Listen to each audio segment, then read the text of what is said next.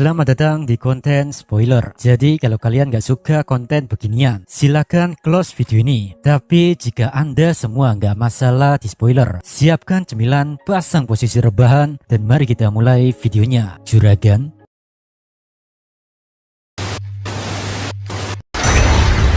Kami kembali. Yari. Cahaya menyilaukan itu perlahan memudar, meninggalkan siluet yang sangat familiar, dan sosok tersebut berambut merah panjang yang menyala. Dia adalah sang Demon Lord, Qi Crimson. Qi berdiri dengan santai, merentangkan tangannya lebar-lebar seolah menyapa kawan lama di tengah medan perang yang hancur. Oi Noir, sudahlah Maya. Qi memanggil Diablo dengan nama aslinya. Di sisi yang lain, Diablo tetap berdiri dengan tenang, tidak menunjukkan rasa gentar sedikit pun, meski berhadapan dengan salah satu makhluk terkuat di dunia. Kemudian Qi Crimson melangkah maju dengan santai, matanya yang tajam menatap langsung ke arah Diablo, dan Diablo pun membalas sapaan lawan bicaranya. Rutia, atau sekarang Qi Crimson? Mendengar ucapan Diablo, Qi hanya tersenyum kecil. Ketegangan di antara mereka tidak mencair, justru semakin memadat dengan pertukaran kata-kata yang penuh selidik. Qi Crimson menatap Diablo dengan senyum tipis yang provokatif, mencoba memancing reaksi dari rival lamanya itu. Aku berasumsi, kau menyadari skill Ubiquital Miss milik Ren sejak awal kan? Jadi kenapa kau mengeluarkan skill sebesar itu padanya? Tanya Qi. Suaranya terdengar santai, namun menuntut jawaban. Diablo tetap tenang, berdiri dengan postur yang sempurna. Ia tidak terkejut sedikit pun dengan pertanyaan itu. Aku berniat pura-pura tidak tahu, karena jika kau kehilangan minat padaku, aku khawatir kau akan pergi dan membawanya bersamamu, ucap Diablo. Kemudian beliau menutup matanya sejenak dan memberikan analisis dingin mengenai serangan yang baru saja terjadi. Ia meremehkan teknik yang mungkin dianggap mengerikan bagi makhluk lain, tapi bagi mereka berdua itu hanyalah sebuah formalitas. Trik murahan itu bahkan tidak memenuhi syarat sebagai kartu truf rahasia, dan disintegration tidak cukup untuk mengalahkan iblis primordial seperti kita, bukan? Mendengar ucapan Diablo, Qi Crimson tertawa kecil. Dia sedikit terkejut atau mungkin terkesan dengan betapa jujurnya Diablo mengakui level kekuatan mereka. Qi mengerti bahwa apa yang dikatakan Diablo adalah kebenaran yang mutlak. Wow, jadi begitu caramu menyebutkannya ya? Bahkan aku tidak bisa menerima serangan langsung seperti itu tanpa cedera, ucap Qi. Diablo hanya memberikan anggukan kecil, sebuah pengakuan yang dingin. Benar, hal yang sama berlaku bagiku jika itu serangan langsung. Maksudku, balas Diablo, dan mereka berdua pun tertawa bersama. Ren yang berdiri tak jauh dari mereka hanya bisa menatap dengan ekspresi datar dan sedikit lelah. Dalam sekejap, suasana berubah. Ren dengan sigap menyiapkan sebuah meja bundar lengkap dengan kursi-kursi mewah dan juga minuman nutrisari rasa semangka. Kini Qi dan Diablo duduk berhadapan, menikmati jamuan dadakan layaknya bangsawan yang sedang berpiknik. Sambil menatap Diablo dengan rasa ingin tahu yang lebih dalam, Qi bilang, "Aku tidak tahu kau sudah menjadi Demon Peer sekarang. Blanks, June, dan Violet tidak pernah berevolusi, mungkin karena mereka terus menjatuhkan satu sama lain. Tapi kenapa kau dulu-dulu tak pernah tertarik pada evolusi?" ucap Qi. Qi mengakui evolusi dari kekuatan Diablo, namun ia tidak terkejut. Baginya, Diablo selalu menjadi anomali di antara para primordial.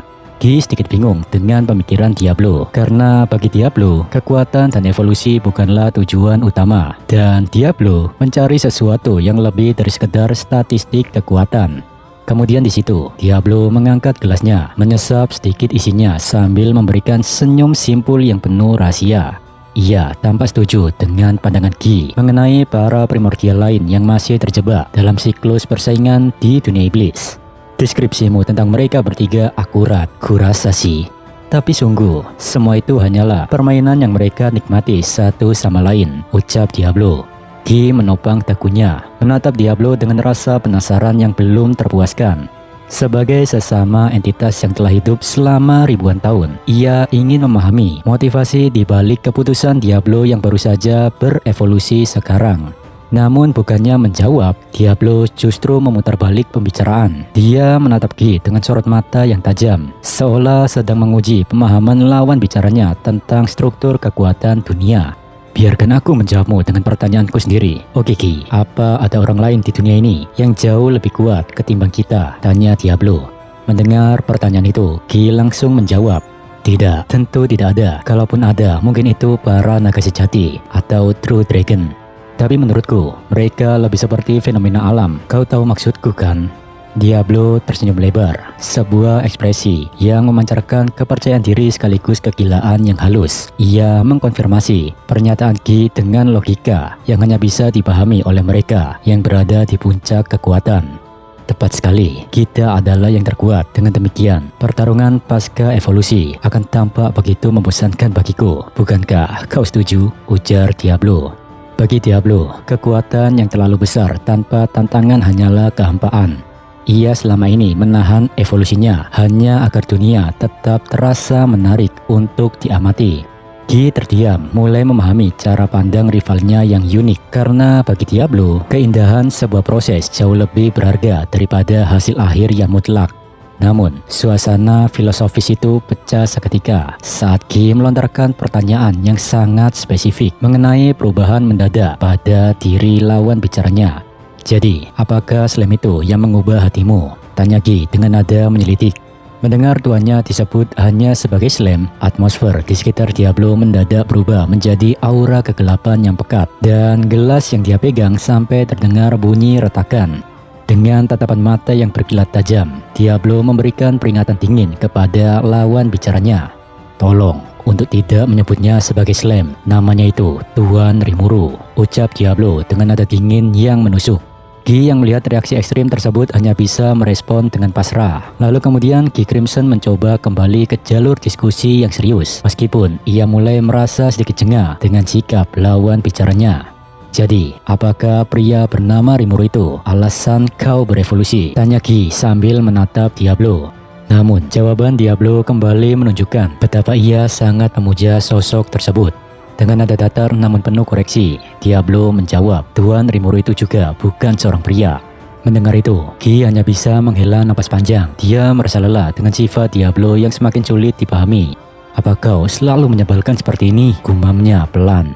Alih-alih berhenti, Diablo justru semakin bersemangat. Ia menutup matanya sejenak, membayangkan keagungan tuannya dengan ekspresi yang sangat hikmat. Baginya, menjelaskan tentang Rimuru adalah sebuah kewajiban suci. Aku mengerti, sepertinya aku perlu menjelaskan keagungan ilahi Tuan Rimuru kepadamu juga. Asal kau tahu Ki, jiwa Tuan Rimuru benar-benar dipenuhi dengan anugerah dan keindahan yang luar biasa, ujar Diablo. Ki hanya terdiam dengan ekspresi wajah yang kosong, benar-benar tidak menyangka akan terjebak dalam pidato pujian ini. Sementara itu, Diablo terus meracau, tangannya bergerak seolah sedang mendeskripsikan sebuah karya seni yang sempurna. Anugerah itu tentu saja juga tercermin dalam tubuh materialnya, karena tubuh slamnya yang berkilau seperti embun adalah perpaduan mahir antara kelembutan dan pesona, dan suara beliau memiliki resonansi yang memikat siapapun yang mendengarnya. Sebelum Diablo melanjutkan ucapannya dan makin tenggelam dalam pujian tanpa akhir, Ki segera memotong sebelum situasi semakin canggung. Oi, apa ini akan berlangsung lama? Tanya Ki. Diablo berhenti sejenak menatap Ki dengan ekspresi datar yang sangat dingin. Itu sebuah tatapan yang membuat Ki merasa tidak nyaman. Di sini Diablo seolah-olah mempertanyakan kecerdasan lawan bicaranya. Tentu saja ini akan berlangsung lama. Bukankah itu sebabnya kau menyiapkan meja dan kursi ini untuk kita? Ucap Diablo. Dan Ki membalas, aku tidak perlu mendengar tentang Rimuru. Jadi, mari kita bicara tentang dirimu, oke? Situasi di meja bundar itu menjadi sangat ironis. Dua makhluk yang paling ditakuti di dunia duduk berhadapan layaknya bangsawan, namun dengan dinamika yang hampir menyerupai pertengkaran teman lama. Diablo menghela napas, berpura-pura kecewa dengan penolakan Ki terhadap ceritanya. Cih, sayang sekali kau tidak menerimaku, gumam Diablo pelan. Mendengar itu, Ki hanya bisa memberikan komentar ketus dalam hati melihat perilaku Diablo yang sulit dikendalikan. Siapa juga yang mau mendengar ceramahmu, geluh Ki pelan. Namun Diablo tidak benar-benar menyerah.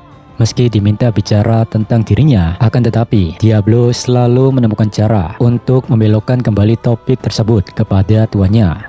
Dengan senyum penuh arti, ia melanjutkan. Oke, kembali lagi ke topik yang sedang dibahas. Rekan-rekan Tuan Rimuru yang mulia juga berubah dengan cepat dari hari ke hari, dan aku pikir melihat itu telah memengaruhiku. Ucap Diablo mengakui bahwa Sion, Rangga, Benimaru, dan kawan-kawan adalah entitas yang terus berevolusi dalam kecepatan yang tidak masuk akal bagi standar dunia ini. Di sisi yang lain, Ki Crimson menyimak. Ekspresinya kini berubah menjadi lebih waspada. Beliau mulai menyadari bahwa fenomena yang terjadi di sekeliling Rimuru bukan sekedar keberuntungan, melainkan sebuah pusaran pertumbuhan yang menarik siapapun di dalamnya untuk naik ke level yang lebih tinggi. Sejauh itu ya, ucap Ki mulai merasakan skala ancaman atau mungkin potensi dari negara monster tersebut. Diablo pun mengangguk perlahan. Baginya, berada di sisi Rimuru berarti harus selalu berada di puncak performa. Kesombongannya sebagai iblis primordial kini telah bertransformasi menjadi rasa takut akan ketidakmampuan untuk melayani tuannya dengan sempurna. Benar sekali, aku takut jika aku tidak berusaha sendiri. Aku khawatir akan tertinggal dalam debu. Dan di lingkungan seperti itu, tidak ada alasan lagi untuk membatasi pertumbuhanku, ucap Diablo dengan tatapan yang tajam ke arah gelasnya. Ki memberikan senyum miring yang penuh sindiran sekaligus rasa takjub. Wow, benarkah? Ucapnya singkat. Ki menatap Diablo dengan pandangan yang sulit diartikan. Di matanya, Diablo selalu menjadi sosok aneh yang lebih suka menghabiskan keabadian dalam kesendirian dan mengamati dunia dari balik bayang-bayang tanpa pernah ingin terikat pada siapapun. Lihatlah orang ini, dia yang menghabiskan waktu selamanya sendirian. Dan sekarang, ia menemukan seseorang untuk dipanggil Tuan. Gokil, gumam Ki. Ki masih merasa sulit mempercayai kenyataan tersebut. Di sisi yang lain, Diablo hanya menyesap minumannya dengan tenang, seolah tidak peduli dengan keheranan Ki. Lalu kemudian Ki mengubah nada bicaranya menjadi lebih serius. Oi Noir, apakah kau sudah mendengar beritanya tentang serangga yang bertanggung jawab melindungi wilayah utara? Dan serangga itu sekarang telah meninggalkan posnya. Dengan kata lain, dengan pertahanan yang jauh lebih ringan di sana, aku yakin rakyatku menggila di negara-negara barat sekarang. Yang dimaksud serangga di sini adalah Razul Yabre, dan karena Razul nggak ada di posnya karena sedang di Luberios, hal ini membuat para bawan Ki yang memang diliarkan atau dibebaskan jadi bisa leluasa berbuat sesuka hati mereka. Percakapan beralih, Ki Crimson menatap Diablo dengan tatapan menyelidik, mencoba memahami bagaimana Rimuru akan menangani kiosnya situasi akibat ulah para bawan Ki yang sedang menggila di negara barat. Dan Diablo hanya membalas dengan tawa khasnya yang merendah. Apa kau pikir Tuan Rimuru akan mengabaikan itu? Ucap Diablo. Ki sedikit menaikkan alisnya, merasa tertarik sekaligus waspada. Apakah dia punya rencana tertentu? Dan apakah memang ada orang yang bisa menahan kegilaan para bawanku? Tanya Ki, dan Diablo membalas. Tentu saja. Rimuru sama sudah mengerahkan orang yang tepat untuk itu. Dan semua komando di sana akan dibawa perintah dari Testarossa. Mendengar nama itu, Ren yang berdiri di belakang hanya bisa membatin dengan wajah lelah. Nama itu lagi, nama itu lagi. Siapa sih Testarossa itu? Sementara Ki terdiam sejenak, lalu dia bertanya, siapa sebenarnya sosok dari Testarossa yang disebutkan oleh Diablo? Dan Mamang Diablo pun memberitahu bahwa Testarossa adalah primordial putih atau blanc. Anjay, sulit sekali ngucapin blancs pakai bahasa Perancis. Jadi maklumi sajalah, saya lidah-lidah orang Indonesia. Sontak hal itu membuat suasana seketika jadi hening. Ki terdiam 1000 bahasa. Ia menatap Diablo seolah-olah teman lamanya itu baru saja kehilangan akal sehatnya. Lalu kemudian ekspresi wajah Ki beralih dari serius menjadi tawa sinis yang tertahan. Hehe, lihat dirimu. Aku tidak pernah mengira kau itu seorang pelawak. Kau pikir ada seseorang di luar sana mampu menaklukkan si putih? Ejek Ki dengan tawa yang meremehkan. Bagi Ki, gagasan bahwa Blanc atau si putih, entitas yang memiliki kebanggaan setinggi langit dan kekuatan yang setara dengan mereka, akan tunduk pada orang lain itu adalah sebuah lelucon yang mustahil. Namun Diablo tidak tertawa. Ia memalingkan wajahnya sedikit, menatap ke kejauhan dengan tatapan yang sangat serius, memberikan kesan dingin yang menusuk. Aku tidak bercanda, Tuan Rimuru menamainya, dan beliau tidak berhenti di situ juga. Mendengar ucapan Diablo itu, Ki Crimson seketika memegang kepalanya dengan satu tangan. Ekspresi wajahnya menunjukkan rasa frustasi yang mendalam, sekaligus ketidakpercayaan. Baginya, informasi yang baru saja ia terima bukan sekedar berita, melainkan bencana bagi tatanan dunia yang telah ia jaga selama ini. Seriusan nih? Slam itu, padahal kami telah menjaga keseimbangan kekuatan yang rapuh ini selama lebih dari 1000 tahun, dan dia mengacaukannya begitu saja. Oh iya Noir, apa maksudmu? Tuanmu tidak berhenti di situ, tanya Gi dengan tatapan tajam yang penuh kegelisahan. Diablo pun menjawab, ya, tentu saja aku merujuk pada Ultima dan Carrera. Kau tahu, Tuan Rimuru juga telah menjadikan mereka bawahnya. Tentu, saat mendengar nama asing di telinga mereka, hal itu membuat Gi makin kebingungan. Ren pun bertanya, bisakah kau jelaskan padaku siapa Ultima dan Carrera itu? Lantas Diablo pun menjawab bahwa mereka adalah Violet dan June. Seketika tatapan Gi jadi kosong, pikirannya berkecamuk. Ia tahu Diablo adalah sosok yang aneh dan eksentrik, sehingga ia masih bisa memaklumi jika Diablo memilih untuk memihak pada Rimuru. Namun Gi nggak bisa membayangkan kalau Rimuru juga telah berhasil menjinakkan 3 iblis primordial lainnya. Gi Crimson adalah salah satu entitas terkuat yang telah menjaga tatanan dunia. Dia kini hanya bisa bertanya dalam hati tentang sosok Slam yang sebelumnya ia anggap remeh. Dalam pandangan Gi, dia bisa menilai bahwa Rimuru Tempest bukan sekedar pemain baru di panggung dunia, melainkan seseorang yang telah merobek naskah lama dan menulis ulang sejarah dengan tangannya sendiri.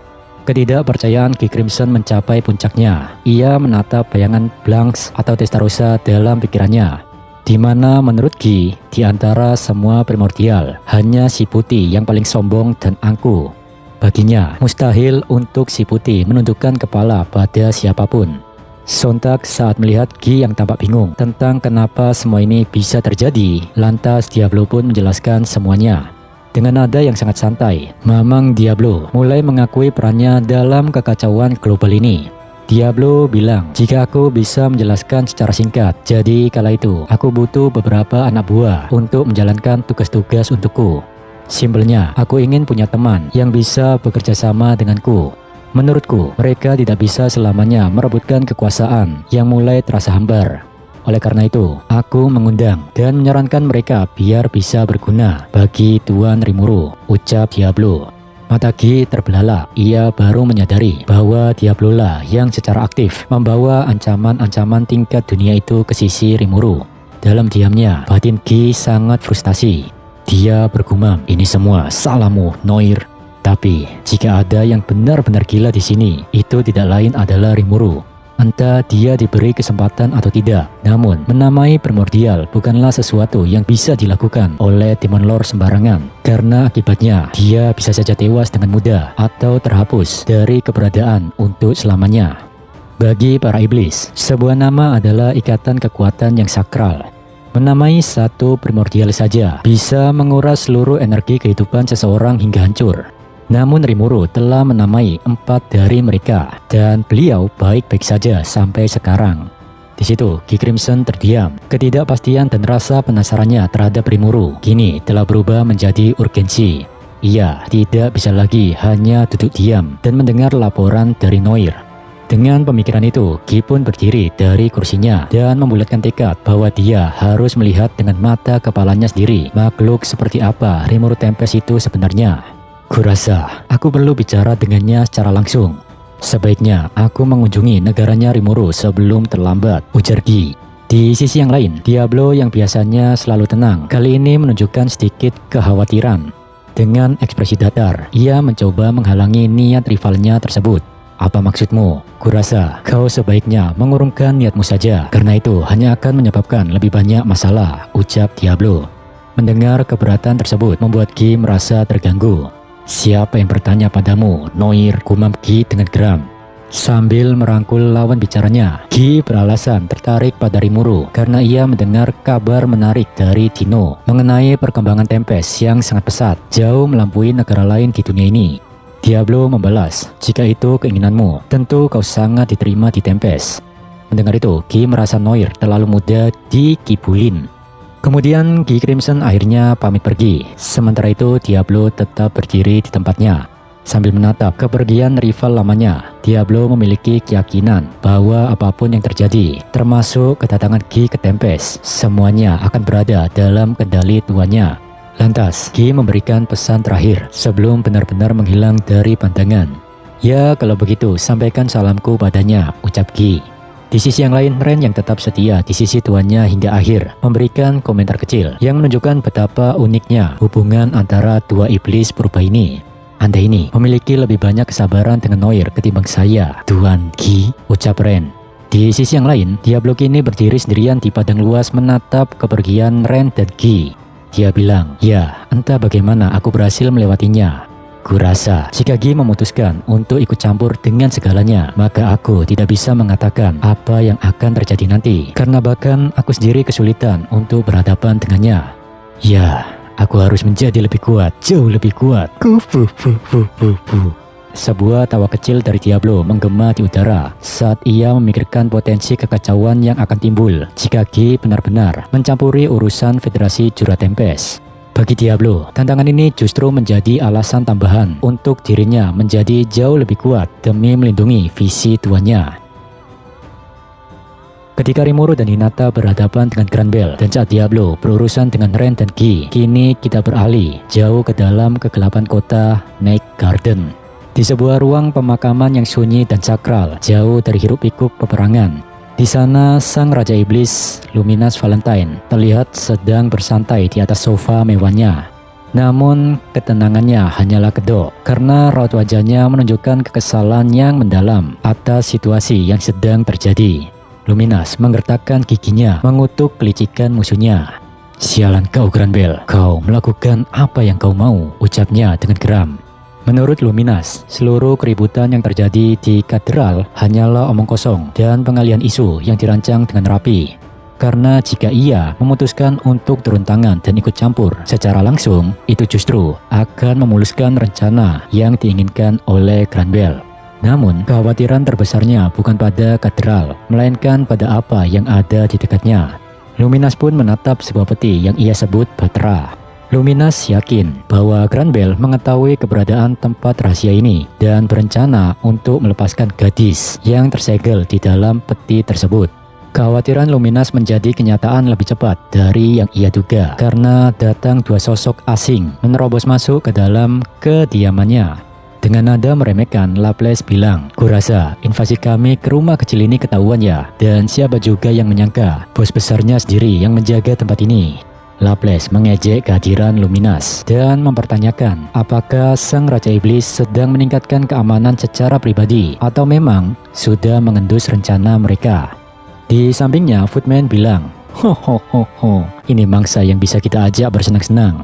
Di sisi yang lain, Luminous Valentine tidak bergeming. Ia tetap duduk di sofanya dengan keanggunan, namun tatapan matanya tajam dan penuh otoritas mengerikan. Baginya, kedua tamu ini hanyalah serangga pengganggu yang tidak mengenal tata krama. Tanpa membuang energi untuk emosi yang berlebihan, Luminous menjawab dengan singkat dan dingin. "Baiklah, sebutkan namamu."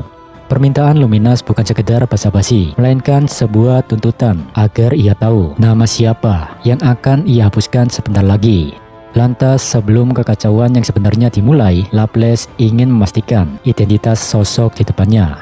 Dia bilang, kurasa kau itu bukan tipe orang yang suka bertele-tele ya. Jadi, apakah kau Demon Lord Luminous?"